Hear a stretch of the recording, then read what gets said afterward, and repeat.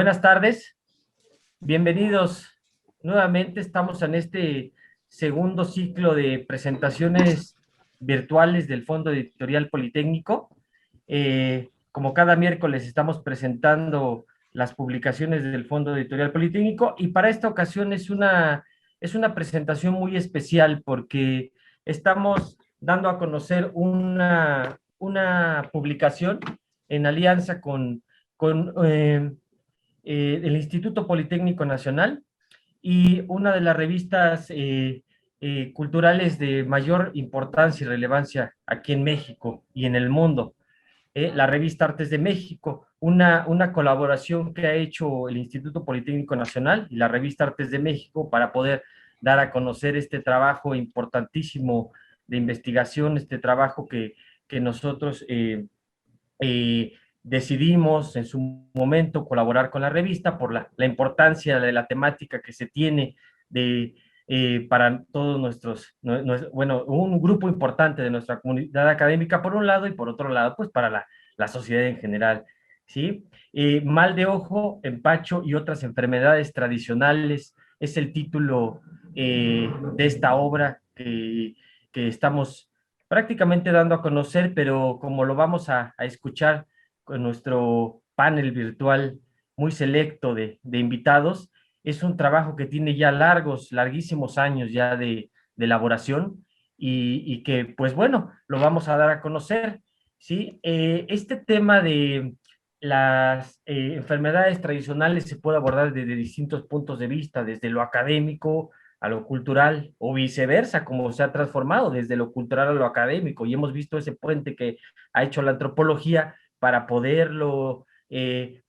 darle la importancia que tiene. ¿Sí? Entonces, y justamente por eso es que en el instituto nosotros decidimos con la revista Artes de México trabajarlo, porque uno de los propósitos, entre otros propósitos que hay para hacer una coedición, uno de los propósitos importantes es difundir, promover en alianza conjunta a nuestros estudiantes de distintas áreas, ¿no? De medicina, nuestros estudiantes de ciencias de la salud, nuestros estudiantes del área de médico-biológicas, que por ser un tema de interés lo queremos dar a conocer, pero también a toda la sociedad en general. Y por eso es que en esta presentación tenemos a un panel de invitados verdaderamente que nos hace sentir muy reconfortables por toda la experiencia que tienen, por todo el trabajo que se tiene, ¿sí? Y por eso es que les vamos a ceder la palabra. Tenemos, los menciono brevemente, se encuentra con nosotros la conocida y reconocida doctora Margarita de Orellana, quien ustedes bien saben, ella es la directora de la revista Artes de México. También se encuentra con nosotros el doctor Roberto Campos Navarro, quien él es un reconocido médico y antropólogo de la Universidad Nacional, y la maestra Abigail Aguilar, que también es muy conocidísima en todos estos temas de la medicina tradicional, una experta, una sabia, si lo hablamos desde el punto de vista ya en temas de la medicina tradicional. Ella colaboró en todo este proyecto a lo largo de los años. Entonces, sin más introducción que esta, yo voy a cederle la palabra vamos a iniciar para que nos dé una introducción más a fondo la doctora Margarita de Orellana, quienes sabemos que ella es historiadora, editora de larga trayectoria, editora mexicana de la revista Artes de México, que esta revista tiene más de 30 años ya de historia, nada fácil, ¿no? Se dice muy brevemente, pero 30 años no es nada fácil para una revista. Además, doctora por la Universidad de Historia Contemporánea y Comparada, autora de diversos libros que analizan la cultura de México en diversas manifestaciones, especialmente en cine, histórico, documental de la Revolución Mexicana, artes, artesanías, bueno, en fin, quienes hemos podido tener en las manos esta revista tan importante y tan relevante, sabemos que cada una de los números que aparecen pasan por las manos y por la revisión tan fina y tan adecuada de la doctora Margarita de Orellana. Bienvenida, doctora. Muchísimas gracias, Raimundo. Creo que estoy muy agradecida y muy conmovida porque siempre que me presentan así creo que exageran, pero agradezco mucho. Y por otro lado, quiero agradecer al Politécnico que realmente haya sido abierto a coeditar este libro con nosotros. Fui muchas veces y el licenciado Adán Cruz es un gran editor y discutiendo con él muchas veces logramos que el Politécnico abriera sus puertas a una de las publicaciones que tenemos sobre este tema.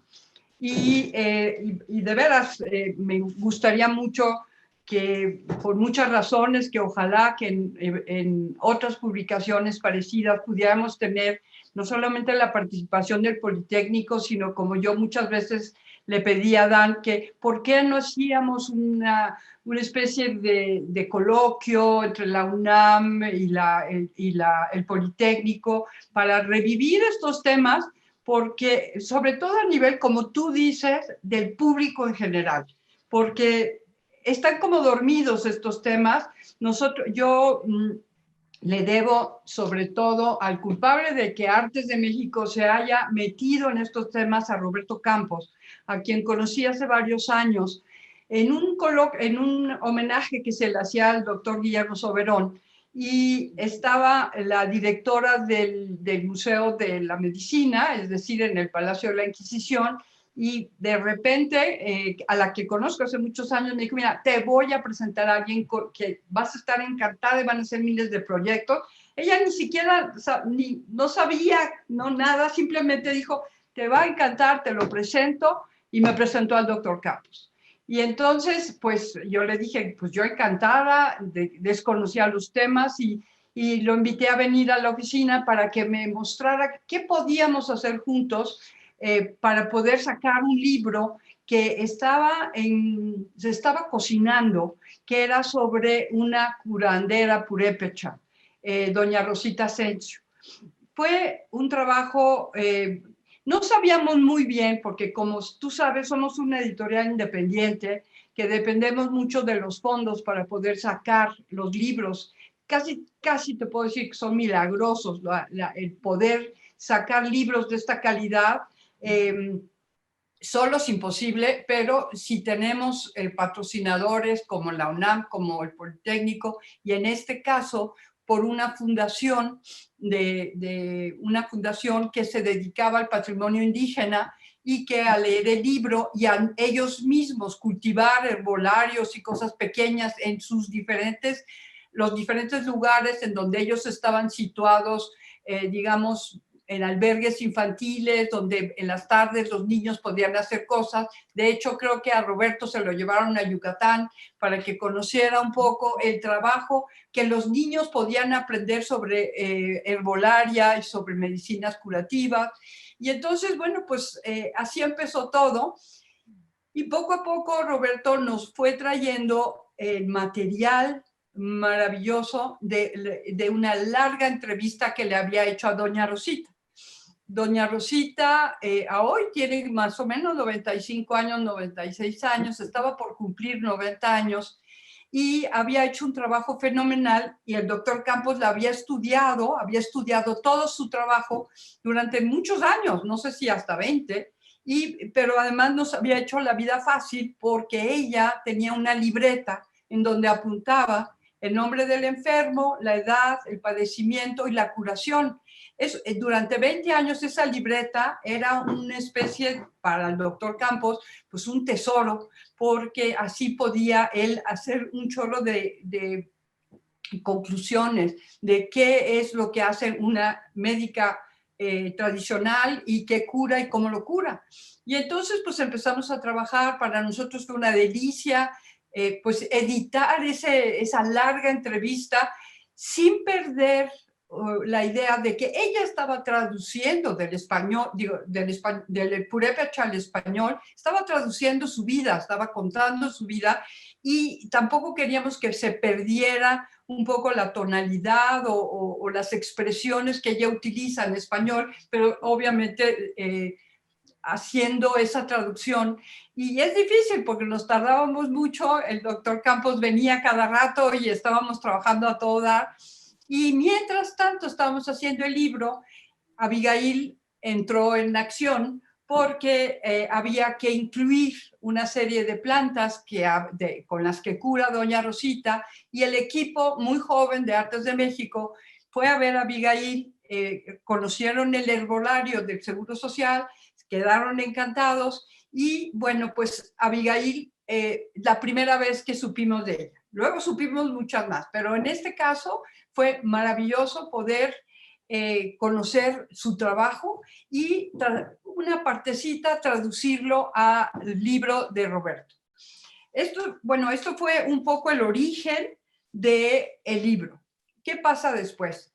Pues resulta que Roberto, cuando ya nos emocionamos todos en Artes para seguir este campo, Roberto me dice, te voy a presentar a Carlos Solá, porque él en los años 80 tuvo un papel muy importante en lo que fue impulsar sobre todo a la medicina tradicional y sobre todo a una enorme cantidad de curanderos que se juntaban y que podían compartir todos estos conocimientos, toda esta sabiduría que nosotros como público general tenemos perdida y que hay que recuperar, sobre todo ahora en este campo, ¿no? Y entonces le dije a Roberto, bueno, pues vamos a verlo. Fue una emoción conocerlo, fuimos a la UNAM y ahí empezamos a hablar de todos los posibles proyectos. Claro que somos muy pequeños, pero claro, soñamos muy grande. Dijimos, hay muchísimos libros que hay que revitalizar, hay muchos libros que ya se están haciendo y que hay que publicar y que la UNAM no tenía la posibilidad de hacerlo todo. Y bueno, pues allí empezó una lista enorme de temas que pues ahí están, no todos salieron a la luz, salieron este libro del mismo Carlos Solá y un nuevo libro de David Lorente sobre la medicina tradicional en la Sierra de Texcoco, entre los nahuas de Texcoco, y además, bueno, pues eso no se trataba de una sola reunión, había que planear mejor otros libros y otras publicaciones sobre el tema. Entonces, Carlos Solá venía pues cada 5 o 6 semanas a la oficina con Tere Mejía, nos sentábamos y hablábamos de todas las posibilidades y de proyectos concretos que íbamos a iniciar. Uno de ellos fue precisamente este libro. Este libro para mí era fundamental porque explicaba qué son las enfermedades que cura esta medicina tradicional y cómo explicarlas a un público en general.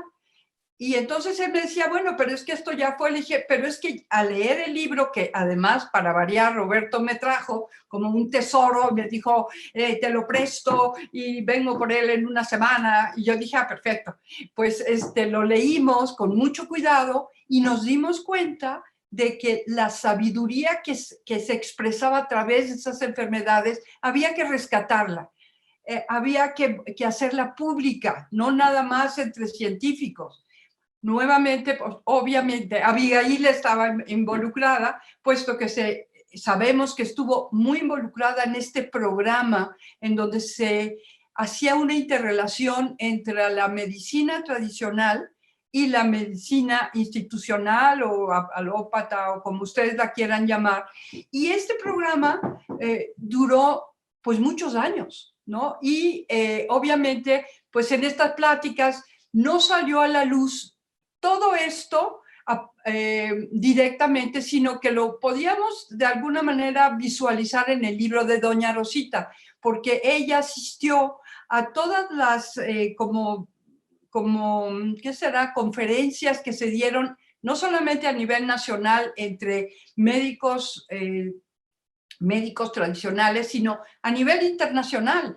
La llevaron a Canadá, hubo todas las poblaciones indígenas de Canadá y de toda América Latina participaron en estas conferencias que para mí creo que eran importantísimas y que, bueno, quería yo, para interrumpir y no hablar sola, decirle a Abigail que nos contara un poco esa experiencia con Carlos Solá y con Lozoya, que también formaba parte de esto, incluso con López Austin, que también tuvo mucho que ver en los años 80 con este movimiento, con esta visualización de la medicina tradicional a nivel ya universitario, pero que no desencadenó como debiera haber desencadenado a nivel público, digamos, a nivel de lectores comunes y corrientes. Entonces, Abigail, si nos pudieras contar un poco esa experiencia de años en donde ustedes trabajaron en conjunto y lograron visibilizar este fenómeno tan extraordinario.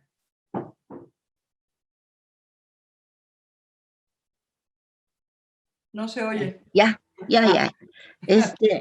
Claro que sí, Margarita. Antes que nada, muchas gracias por la invitación para participar en la presentación de este libro. Aquí se los enseño, que está maravilloso. La edición es bellísima, como todo lo que nos tiene acostumbrada Margarita y su equipo de Artes de México.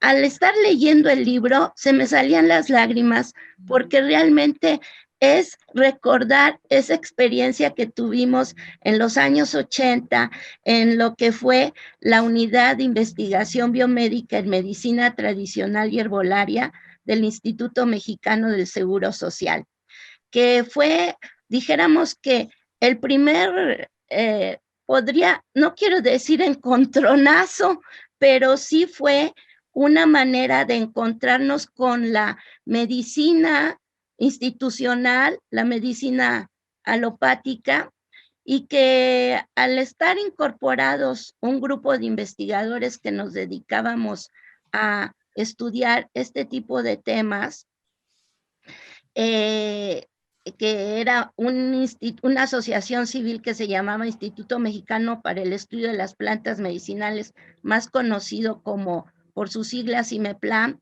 que fue incorporado al Seguro Social, pues fue el primer trabajo que hicimos conjuntamente con la institución, con el IMSS. ¿Y quiénes eran los que en ese momento también trabajaban en las comunidades, en las partes más alejadas de México? Pues era nada menos y nada más que el programa IMSS-Coplamar. Entonces de ahí surgió que se hiciera un programa llamado Programa de Interrelación entre la medicina tradicional y las actividades del médico del IMSS en las unidades médicas rurales de todo el país. En ese momento eran 3,500 unidades que había en todo el país del IMSS. Pero ¿cómo abarcar todo esto? Bueno, primeramente, lo primero que se hizo fue analizar qué era la medicina tradicional en nuestro país. Realmente existía el hacedor, realmente existía el especialista de la medicina tradicional. Realmente tenían, daban servicio, atención primaria de salud. Estos terapeutas existían, había ciertos padecimientos no contemplados por la medicina institucional. ¿Y qué recursos terapéuticos tenían estos especialistas para atender esos problemas de salud? Entonces, lo primero que se hizo fue ir a Chiapas. No sé por qué, a todo mundo le gusta ir a Chiapas primeramente, y ahí fuimos.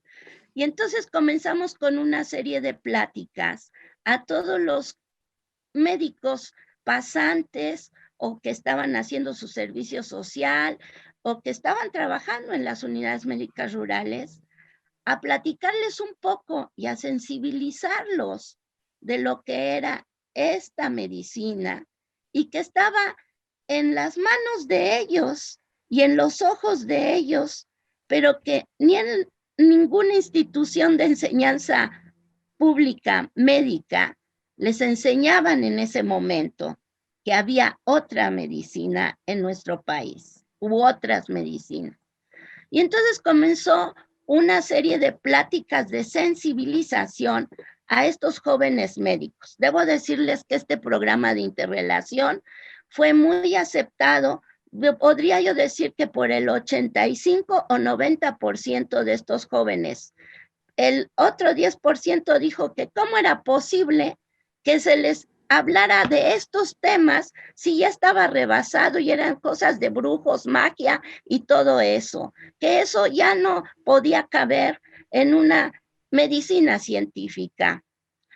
Y así estuvo la cosa, pero ese 85% de jóvenes que abrieron los ojos hacia esto y cuyo objetivo del programa era justamente el que conocieran quiénes eran esos terapeutas que estaban en las comunidades donde ellos estaban ejerciendo su profesión, y que el objetivo era de que comenzaran a conocer esa medicina y a esos especialistas, a sus pares, pero dentro de la medicina tradicional popular mexicana. Y entonces era esa relación primero de conocer quiénes eran y relacionarse con ellos. Y si la medicina tradicional no podía hacer una cirugía o ir a otro tipo de atención médica, pues lo tenía el médico institucional. Él sí podía hacer otro tipo, dentro de su hacer médico podía atender eso. Y al revés, cosas y problemas de padecimientos que se daban en el seno cultural de la población y que nuestro médico institucional no podía atender, pues estaba su par, el curandero, la curandera, el hierbero, el maracame, el hilol.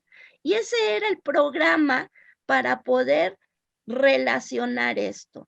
Muchos de esos jóvenes quedaron sensibilizados y prueba de ello es que después, junto con el doctor Roberto Campos, nosotros hicimos un curso monográfico de medicina tradicional y herbolaria dentro de nuestra institución, que era el Instituto Mexicano del Seguro Social, en donde este curso de medicina tradicional y herbolaria estaba a la par de un curso monográfico también de cirugía a corazón abierto. O sea, se le daba su nivel, su justo nivel. Esos eran este programa de interrelación fue el principio, yo diría, de todo esto que nosotros, jóvenes en aquella época, queríamos que se realizara en nuestro país. Y les voy a poner un ejemplo.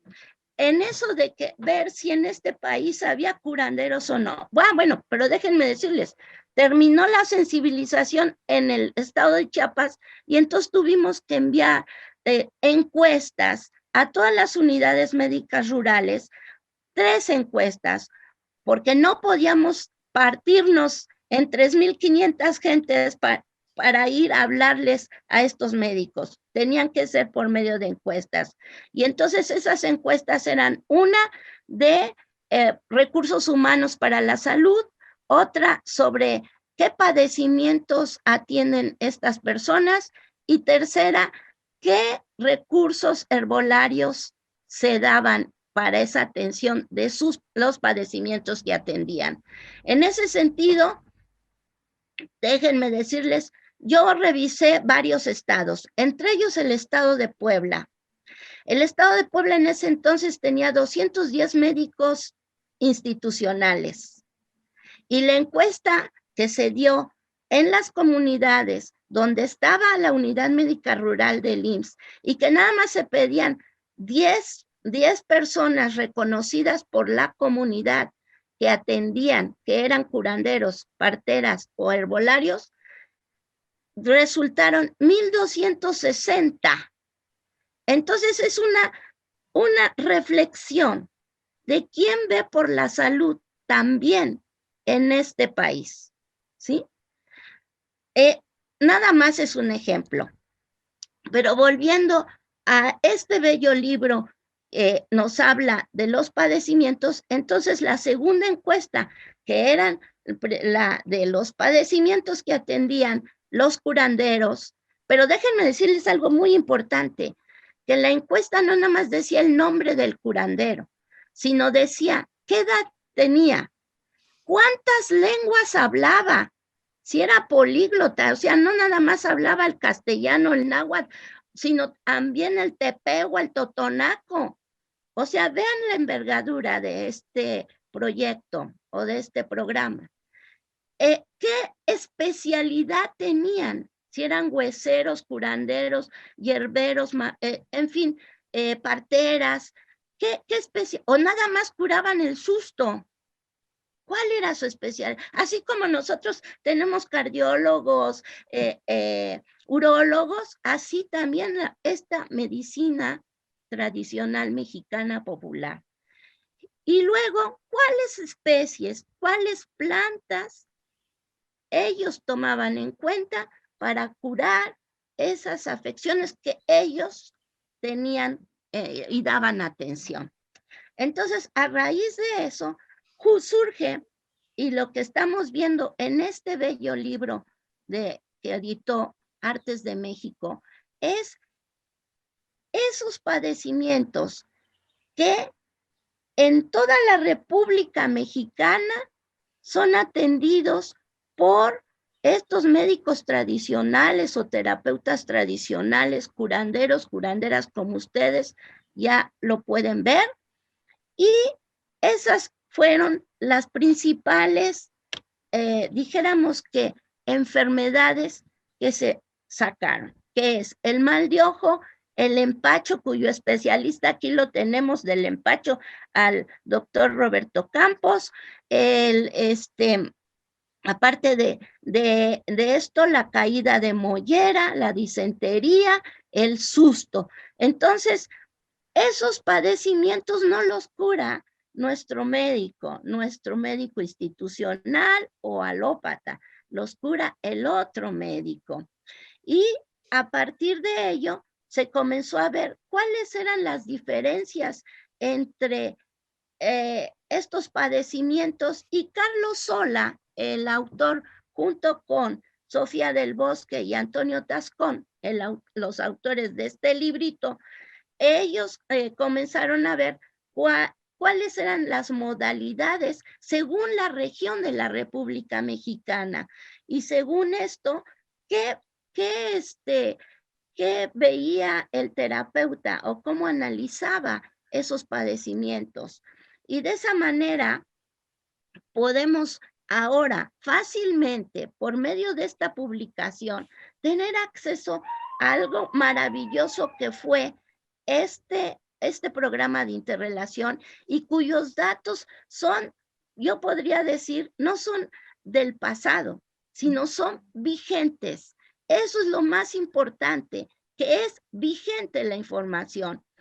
Bien, pero ahora para no hacer largo, porque si no se llevaría mucho tiempo aquí yo platicando la experiencia del programa, no hacer largo toda esta bellísima trabajo que realizamos, pues a mí me tocó la encuesta de las plantas medicinales.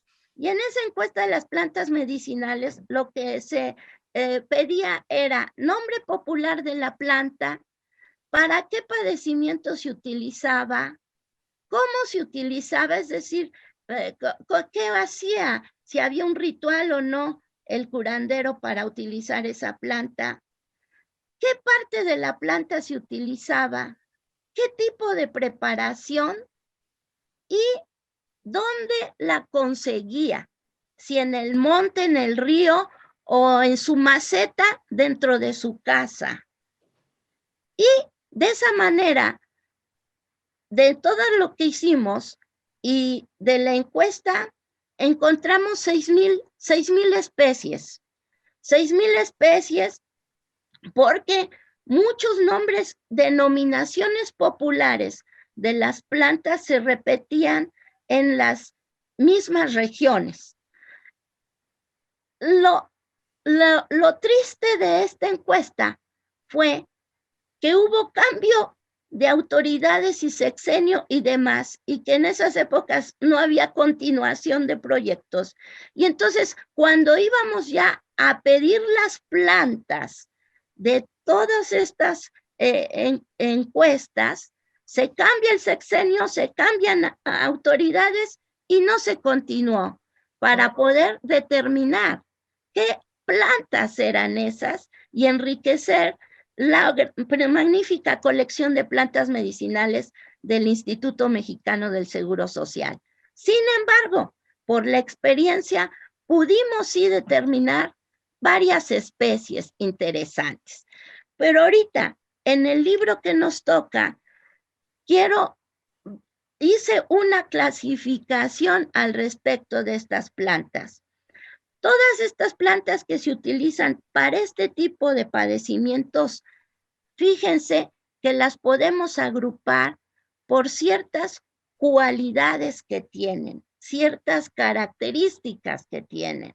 Es decir, todas, no todas, pero sí la mayoría son aromáticas, es decir, tienen aceites esenciales y ese aroma puede ser agradable o desagradable, según sea el caso. Para el susto se usan las dos, por ejemplo, ¿sí? Para el susto se usan las dos.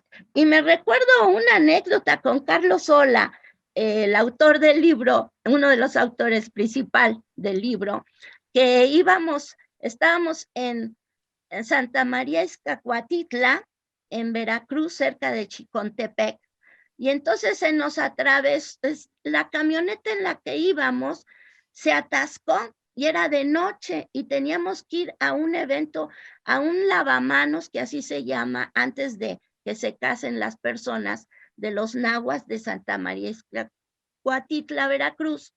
Y se atascó la camioneta y llevábamos al novio. Y entonces, ¿qué sucedió? Que también iban varias personas de la comunidad, hablantes de náhuatl, y comenzaron a hablar entre ellos, y dos se bajaron en la oscuridad y con los reflectores de la camioneta comenzaron a buscar en el alrededor cercano si había ciertas plantas. Y entonces trajeron ramas de una planta que olía horrible y las pusieron abajo de las llantas de la camioneta y pudo salir la camioneta. Entonces yo les pregunté qué plantas eran y por qué esas plantas. Y entonces me dijeron, es que Abigail, esas plantas sirven para el susto y la camioneta y nosotros estamos asustados. ¡Qué increíble! Increíble, increíble. Por eso digo que este campo de la medicina tradicional popular mexicana y sus recursos terapéuticos herbolarios es un campo en el cual se necesita más investigación, más estudio, que los académicos se metan realmente a ello, que no lo vean como antes, ahora ya no tanto, pero antes se decía que era cosa de brujos, de magia, y no es cierto, no es cierto. Hay que estudiarlo, hay que investigarlo. Bien, pero sigo con mis plantas. Les digo que me meten en el tema y comienzo a decir de más. Las plantas, entonces veo que son aromáticas, agradable o desagradable. Aparte, algo muy importante, tienen ornamentaciones. ¿Qué es eso de las ornamentaciones? Que tienen ciertas espinas, que tienen ciertas garras. Es decir, como que esas espinas y esas garras puede en la mentalidad del paciente y del terapeuta, puede decir que va a quitar ese padecimiento, ¿sí? Entonces, ahí también vemos lo que llaman los psicólogos una eficacia simbólica, ¿sí? Pero bueno, justamente, qué interesante que la gente esté escogiendo estas plantas para ciertos padecimientos. Y luego encontramos plantas que son rituales, como el tabaco, en el cual se habla de estos padecimientos que ustedes van a ver en el libro y que se tiene que fumar o se tiene que ahumar al paciente al respecto. La otra característica es la de laxantes. que son laxantes las plantas, muchas de ellas son laxantes. Y por último, pues hay unas que son para vomitar, para sacar el mal que tiene el paciente. No quiero extenderme más, pero creo que por ahí le dejo y después las preguntas. Muchísimas gracias. Gracias. Podríamos oírte todo el día sin ningún problema, ¿eh? Gracias, sí. Yo me acuerdo que el doctor Solá nos contaba tanto de ti y la verdad nos daba mucha envidia porque decía, miren, si viene Abigail, salimos a la calle, aquí en la colonia Roma, y pues cada camellón tiene plantas. Ella sabe todos los nombres que curan, si son tóxicas, si no, y esos, yo decía, ¿por qué no nos hace un día una visita a todas las plantas de la ciudad para que sepamos con quién estamos conviviendo y qué significan? Y entonces ese era uno de esos proyectos que desgraciadamente se interrumpieron, como muchos otros, como por ejemplo Abigail y Carlos escribieron un libro del cual nosotros estamos pues pretendiendo hacer pues unos estudios caseros que se llama Plantas Tóxicas. El día que le hablé a Abigail para ver si podía escoger algunas y que mi gente empezara a trabajar esas cosas, ya que pues como tú sabes la situación del país está muy, muy difícil y tengo a la gente sin mucho trabajo. Y entonces ella empezó a hablar sobre las plantas y cómo las llama plantas plásticas. Y yo dije, hay que llamarla, ahorita no, yo sé que tiene mucho trabajo, es infinito, pero dije, hay que llamarla, hacerle una entrevista para que entendamos todos qué son las plantas con las que convivimos y las que no sabemos nada. Pero bueno, ahora le quiero dar la palabra a Roberto, porque pues como él es el culpable de todo esto que nosotros llevamos así años añorando, tratando de hacer, él la verdad nos introdujo a este mundo y hablando ahorita de lo que tú dices, él da clases en la facultad y hay gente que cree y no cree en esto, entre ellos sus alumnos, y me gustaría saber dos cosas. Primero, si sigue esta especie de discriminación permeando un poco a la facultad y los estudios médicos, por un lado, y por el otro, ¿qué ha pasado después de este gran proyecto a nivel nacional sobre llevar más allá de lo normal, como fue en el caso de los 80s con ustedes, si hay algún otro proyecto que podamos visualizar para el país, ya que hemos estado con problemas que nunca habíamos tenido, como falta de vacunas para los niños, lo de los niños de cáncer, todas esas cosas que nos preocupan muchísimo, pues no es que la medicina tradicional vaya a solucionar nada en ese sentido, porque las vacunas pues, son años y años de estudio, pero sí hay digamos, a nivel nacional, Roberto, ¿tú qué piensas?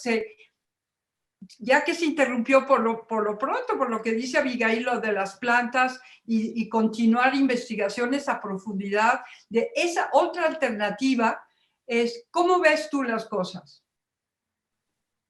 Bien, pues bueno, primero agradecerte, Margarita, la invitación, por supuesto también al Politécnico por hacer la presentación de este libro, el reencuentro con Abigail, que aunque estamos aquí en Coyoacán, de todas maneras estamos confinados. Mañana te toca. Ya nos va a tocar la vacuna. Sí, mañana te toca a ti, hoy me toca a mí. Exacto. Y bueno, para mí un placer el poder hablar de estos temas y sobre todo de esta publicación. Esta publicación es muy importante. ¿Sí? Porque forma parte, como ya lo mencionaste, Margarita, de esta colección, de esta serie que comenzó con Rosita Asensio, que se sigue con nuestros curanderos de Veracruz, de Puebla, de Oaxaca, que se continúa con lo que hizo David Lorente en la Sierra de Texcoco, y que bueno, todavía tenemos esperanzas de que haya otros libros. Nos falta, por ejemplo, de partería. Sí, claro. O nos falta sobre nuestros chamanes mazatecos o también del Estado de México que trabajan con las plantas sagradas. En fin, yo creo que todavía tenemos para rato, ¿sí? Es decir, es un tema sumamente apasionante y del cual yo creo que la importancia en función precisamente de lo que se hizo en aquellos años 80 con Carlos Sola. Con este equipo, cual formó parte también Abigail del Instituto Mexicano para el Estudio de las Plantas Medicinales, del cual iba a ser invitado. Yo apenas entraba al tema, sobre todo con lo urbano, ¿sí? Porque generalmente se piensa que pues, las plantitas medicinales, sí, pues es rural, es campesino, es indígena. No, aquí mismo en la Ciudad de México, las plantas medicinales son bien importantes y tenemos el mercado más importante de plantas medicinales de todo el continente, pero además, y esto es muy importante recalcarlo, todas estas enfermedades que se piensan, mal de ojo, empacho, susto, caída de mollera, se pensaría que eso también se da fuera de la Ciudad de México, fuera de las ciudades. Y sin embargo, las tenemos muy presentes, muy vigentes, ¿sí? Y esto lo puedo comprobar y lo he podido comprobar prácticamente con nuestros estudiantes de medicina, en que les damos el curso obligatorio de antropología médica e interculturalidad, donde metemos precisamente todos estos temas de medicina tradicional. Por supuesto, los estudiantes, a mí me toca un grupo del Instituto Nacional de Ciencias Médicas, Salvador Subirán, o sea, lo máximo, y cuando se les empieza a hablar de estos temas antropológicos, los muchachos muy orientados a estas cuestiones muy cientificistas, cientificistas, pero también muy clínicas, muy biomédicas, piensan que todo esto son tonterías, como ya dijo Abigail, ¿no? Que son cuestiones de brujería, de cosas sobrenaturales y mágicas, y lo que demostramos a los propios muchachos de este hospital, de esta institución, pero además también del Hospital General o de los hospitales del ISSSTE y del Seguro Social, es que estas enfermedades siguen presentes en esta Ciudad de México. Y no solamente que es en general en esta Ciudad de México, sino que sus propias familias lo utilizan. Y les demuestro, porque hacemos una pequeña investigación, que sus propias mamás sí tienen conocimientos sobre el mal de ojo y sobre el empacho.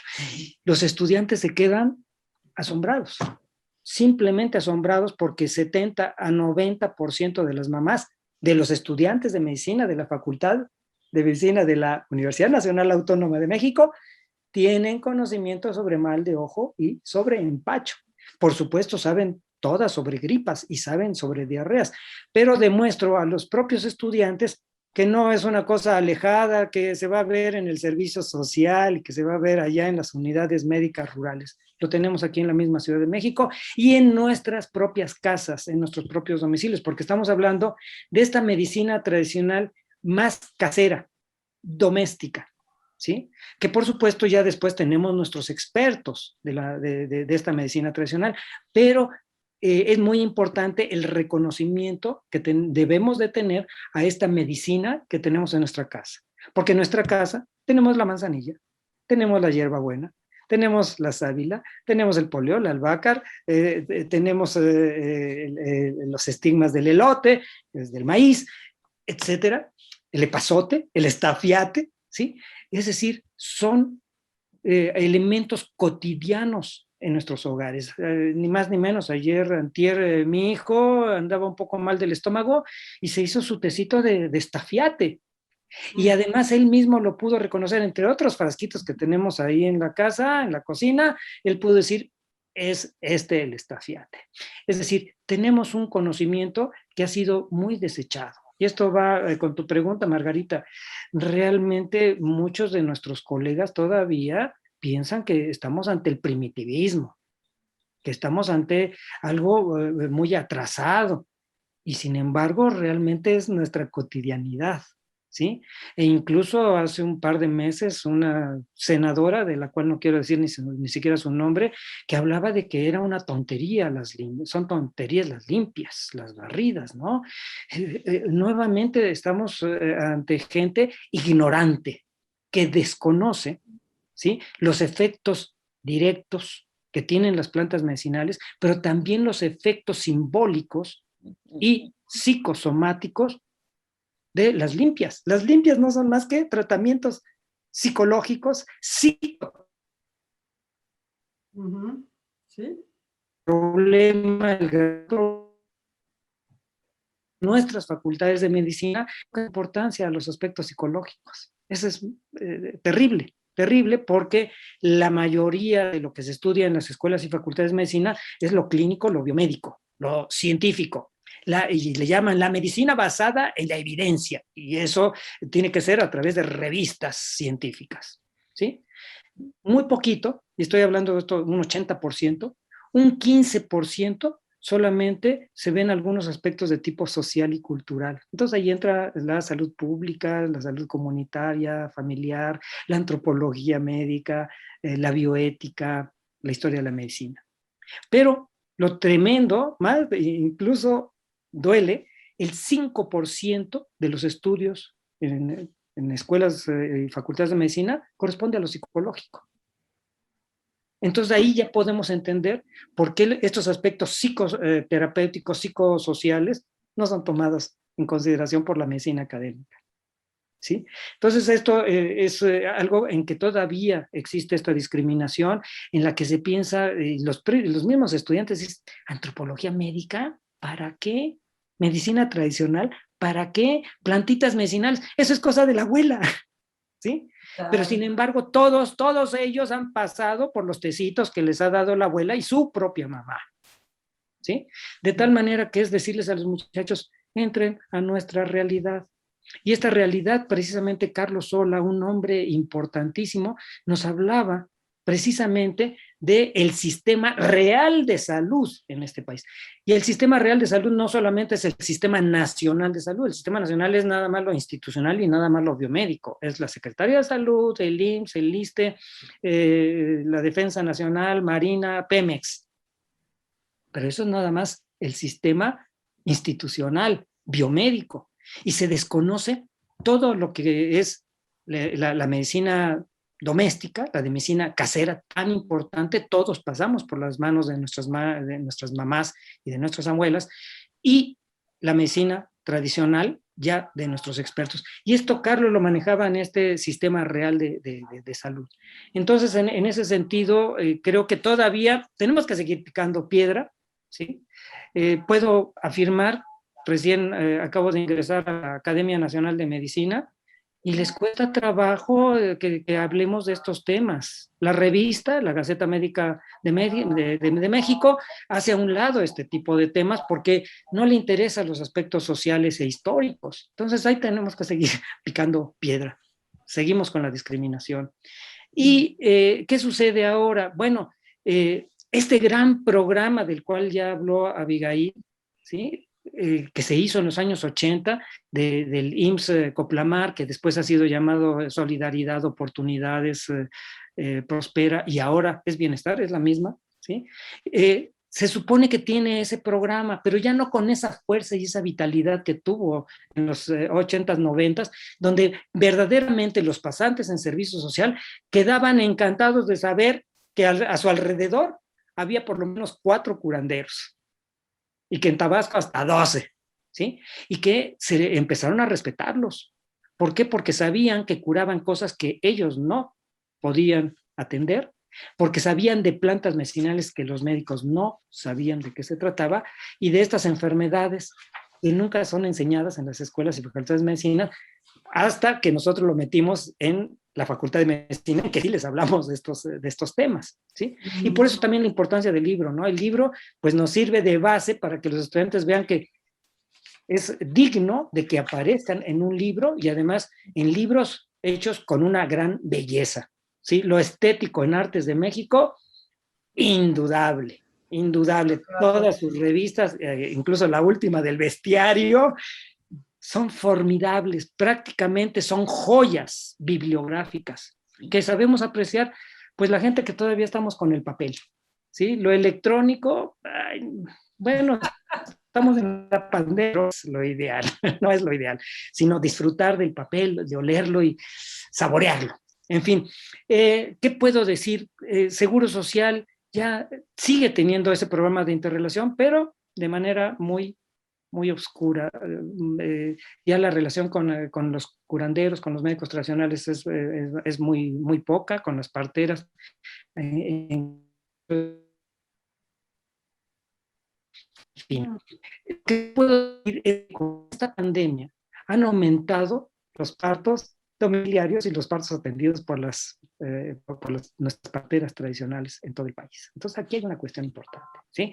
Que eso, incluso hay ahorita unas reuniones que tenemos, me han invitado a participar de ellas, hay una agenda nacional para exigir al gobierno, exigir al Estado que sean reconocidas, que sean respetadas, que sean dignificadas y que además les den apoyo económico porque ellas también tienen que cubrirse, porque también ven pacientes con COVID. ¿Sí? De tal manera que hay todo un movimiento importante, hay reuniones frecuentes con ellas en las cuales participamos, apoyamos, somos acompañantes, y esto es un dato importante. El otro dato importante, y esto también es herencia de Carlos Sola, es la Escuela de Medicina Tradicional Totonaca. Esto se hace en Papantla, Veracruz, todavía sigue, pero ahorita un poquito menos con esto de la pandemia. Pero ahí está, un proyecto importantísimo donde el 80-90% de los profesores son los propios médicos indígenas.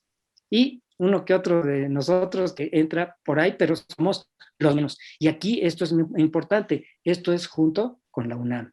Está el programa universitario de estudios de la diversidad cultural y la interculturalidad, donde Carlos estaba de coordinador, lamentablemente se nos fue en el 2018, pero en la escuela continúa y se está creando otra escuela de medicina tradicional aquí en Xochimilco por parte de las autoridades de la Ciudad de México. Entonces son algunas cuestiones que nos hacen no perder la esperanza de esta continuidad.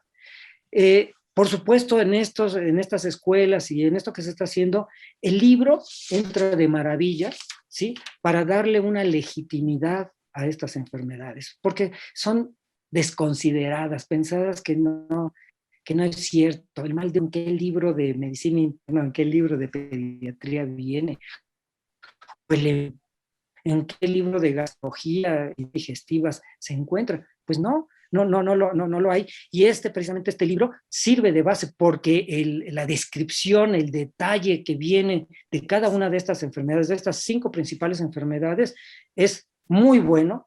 Ya lo dijo Abigail, detrás una serie de encuestas y de búsquedas etnobotánicas. Y creo que esto también va a servir de alguna manera para que le demos solidez a estos trabajos sobre nuestra medicina tradicional mexicana. Entonces yo creo que por ahí contesto esto. Para mí la importancia del libro es fundamental, porque por primera vez aparece en un libro en la portada que diga mal de ojo y que diga empacho, y que además se dé una fundamentación teórica, metodológica, operativa a lo que significan. Recordemos que aquí en la Ciudad de México el pan puerco se utiliza y se compra en cualquier botica de la Ciudad de México, y que los espíritus de untar y de tomar son para curaciones de susto. Y todo eso se vende aquí en las boticas de todo el Valle de México. Somos más de 20 millones, ¿sí? Entonces, no es cualquier cosa. Entonces, la comprensión de estas enfermedades, mal de ojo, empacho, susto y caída de mollera, disentería, vienen en este libro tan hermoso, tan bien hecho por Artes de México. Muchas gracias, Roberto. Pues Raimundo, estamos creo que llegando al final. Y la verdad es que me parece que 1 hora es nada para escuchar a estos 2 sabios que tanto han aportado primero a los editores de Artes de México, porque pues de alguna manera bastante egoísta somos los primeros receptáculos de todos estos conocimientos que nos hacen vibrar y que queremos seguir ampliando, y que bueno, por tantas cosas que sucedieron lo mismo con ese programa que con artes, pues se van frenando, ¿no? Y de alguna manera la sociedad se va estrechando, porque no estamos, digamos, creciendo, estamos achicándonos, y este programa, si hubiera seguido hoy, sería un fenómeno, ¿no? Porque hablando de parteras nada más, yo voy a ser abuela ahora en julio, y mi hija Felicidades. va a tener su hijo fuera de México porque trabaja fuera de México, pero lo va a tener con parteras. Y en Estados Unidos ya las parteras, por lo menos en la ciudad donde está, tienen un papel fundamental para traer al mundo un chorro de niños. Y eso que me dices de las parteras en México, con la experiencia que tienen, con los miles de décadas de traer niños al mundo, no puedo creer que no se les reconozca el papel fundamental que tienen, ¿no? Y que no se les dé su lugar y que no se les pague lo que deben de ganar. Eso es tan frustrante, ¿no? Realmente. Y muchas de las razones por las que nos interesa seguir publicando estas cosas es porque hace mucha falta que la gente sepa y que la gente exija que estas cosas sucedan y que podamos conocer las plantas y que podamos seguir a los curanderos cuando se necesitan. Yo me acuerdo muy bien de esa parte del libro de doña Rosita, cuando se pelea con un médico guatemalteco en uno de los grandes, bueno, de estas conferencias internacionales, o por lo menos de toda América, y cómo ella responde con una dignidad y con una sabiduría a un médico que a lo mejor le costó mucho trabajo ser médico, y se nota por lo que dice. Yo nunca los vi físicamente, pero él está indignado con doña Rosita porque él dice que se quemó las pestañas aprendiendo medicina, y que ahora viene esta señora a decirle cómo se curan ciertas enfermedades, y ella decía, pues fíjese que sí, y ustedes no pueden curarlas, ¿no? Entonces, por eso es tan importante poder hacer institucionalmente, ya que no tenemos más apertura, que el Politécnico de alguna manera se involucre en estos temas, que mande a sus médicos, tiene una gran escuela de ciencia, y claro, que hagan en conjunto con la UNAM y con todas estas gentes tan sabias, ¿no? Y pudieran hacer programas para toda la gente que necesitamos saber esos temas, que son, digamos, como básicos y inmediatos, ¿no? Porque no es una cosa, como tú dices, del otro mundo, es algo básico con los que nos enfrentamos todos los días, con las que no siempre tenemos las armas para enfrentarnos a ellos, y esto es un pequeño instrumento que nos ayuda a tener una calidad de vida mejor. Claro, claro, así es, así es. Pues muchas gracias. Mire, nosotros estamos escuchando verdaderamente el contenido en voz propia de los especialistas, y pues, ¿qué más que nosotros para promoverlo, para que los estudiantes en el instituto, nuestros estudiantes médicos cirujanos parteros, los médicos homeópatas, los biólogos, los psicólogos, todos estos estudiantes de las áreas de medicina, que además ellos participan en estas brigadas de servicio social comunitario, estas brigadas de las cuales pues se acercan a distintas comunidades de la República Mexicana y conviven con todas estas prácticas, con todas estas maneras de poder abordar esta situación que pues ha estado a lo largo de toda la vida, ¿no? Desde los antiguos mexicanos prácticamente es el origen la medicina tradicional. ¿Cómo no fue sino desde esa época? Entonces nosotros estamos verdaderamente muy complacidos por poder difundir esta obra, esta publicación que debe ser conocida de alguna manera, las prácticas, los diagnósticos, los métodos, los conceptos de la medicina tradicional, por un lado, por nuestros estudiantes, por los académicos, y por otro lado, pues obviamente, ¿no? Suena provocador escuchar a todos estos terapeutas que no son sino en este caso los curanderos, las parteras, si no son los hueseros, estos temas, estas palabras provocadoras que las hemos escuchado en voz propia de nuestras abuelas, nuestros abuelos, nuestras mamás, las tías, y que pues de alguna manera también debe ser extensivo para conocerlo ya más a fondo en la sociedad mexicana.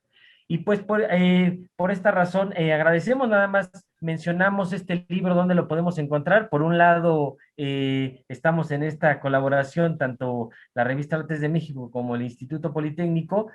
Pueden nosotros buscarnos por razones ahora de la pandemia en nuestra página de electrónica de publicaciones. Ahí hay un procedimiento para poder hacerlo, la venta en línea, y por otro lado, pues también en la librería de la Editorial Artes de México, está ahí en la Colonia Roma, ¿verdad, doctora Margarita? Y en todas las librerías, porque la diferencia que tenemos nosotros con muchas editoriales de todo tipo es que distribuimos en todo el país. Y por eso digamos que el trabajo es tan caro, porque todo el mundo cree hasta la impresión y luego ya lo guardan o lo distribuyen en pequeño, y lo que es más caro digamos en el mundo de la edición es la distribución. Y nosotros desde siempre hemos intentado distribuir en todo el país, si quieres de una manera rústica, porque muchas veces tomamos un camión de redilas y le mandamos a una tienda en quién sabe qué pueblito que pidió los libros para que los vendan. Entonces, está distribuido en todo el país, pero les quiero decir que estos libros se agotan muy rápido. El de Doña Rosita está totalmente agotado. Como siempre, por cuestiones económicas no lo hemos podido reimprimir, y tiene mucha demanda. Y este libro de don Carlos Solá, cuando llegamos a la FIL de Guadalajara, ya cuando estaba, pues estaba haciendo, no estaba terminado, al llegar a nuestro stand en la FIL, todo el mundo lo estaba pidiendo, y nosotros pues, no lo teníamos, lo habíamos anunciado pensando que íbamos a tenerlo listo, y no lo tuvimos listo. Gracias al Poli también lo pudimos empujar más rápido, pero no salió para la FIL de Guadalajara, y extrañamente todo el mundo lo estaba pidiendo. Y entonces, pues esa es la cosa de que cómo difundes el conocimiento a nivel nacional. Y te digo, muchas veces la parte de distribución cuesta más que la impresión, que es lo más caro para hacer un libro. Entonces, claro, a eso pues me refería. Bien, pues aquí está mal de ojo, empacho y otras enfermedades tradicionales, por voz propia de estos especialistas que lo damos a conocer. Les agradecemos mucho, doctora Margarita, doctor Roberto Campos, maestra Abigail Aguilar, por participar, y agradecemos a todos ustedes la participación en esta presentación de esta publicación, coordinada por la Dirección de Bibliotecas y Publicaciones del Instituto Politécnico Nacional y en coordinación con la revista Artes de México. Muchísimas gracias. Buenas tardes. Muchas gracias a ustedes. Gracias, Abigail. Gracias, Roberto. Gracias, Raimundo. Gracias.